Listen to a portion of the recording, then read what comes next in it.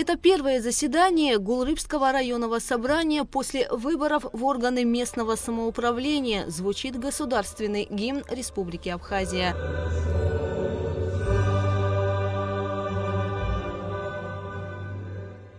Выборы в органы местного самоуправления по Гулрыбскому району прошли активно, сообщил в начале встречи председатель районной избирательной комиссии Омар Кишмария. Голосование состоялось во всех 15 округах.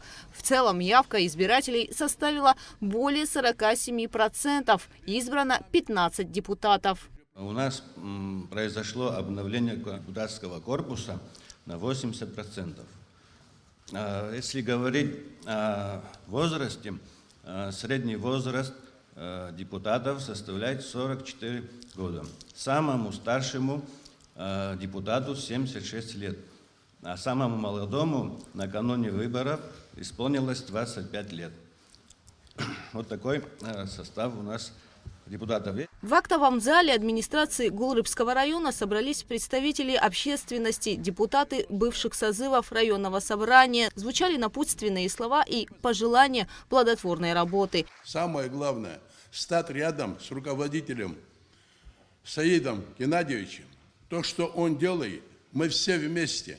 Стать и сказать: мы вместе, мы те люди, которые хотим в районе жить, и в этом районе должен быть определенный и порядок, и закон, и чтобы население сказало: выбрали мы в самом деле тех людей, которые были достойны тогда, и они себя показали. Показали с положительной стороны. Дай Бог вам здоровья и держитесь. Держитесь, нашу эстафету ведите вперед. На повестке первого заседания Гулрыбского районного собрания выборы председателя нового созыва. Путем тайного голосования им стал Захар Шакирбай. Результаты объявил избранный депутат Аслан Ломия. Проголосовали 15 депутатов. За кандидатуру Шакирбай проголосовало 14, 1 воздержался.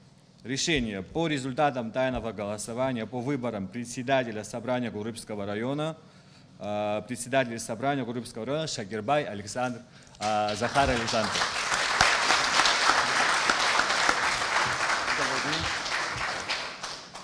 Заместителем председателя Гулрыбского районного собрания избран Андрей Кондакчан. Гугут Савардания, Давид Хашик, Абхазское телевидение.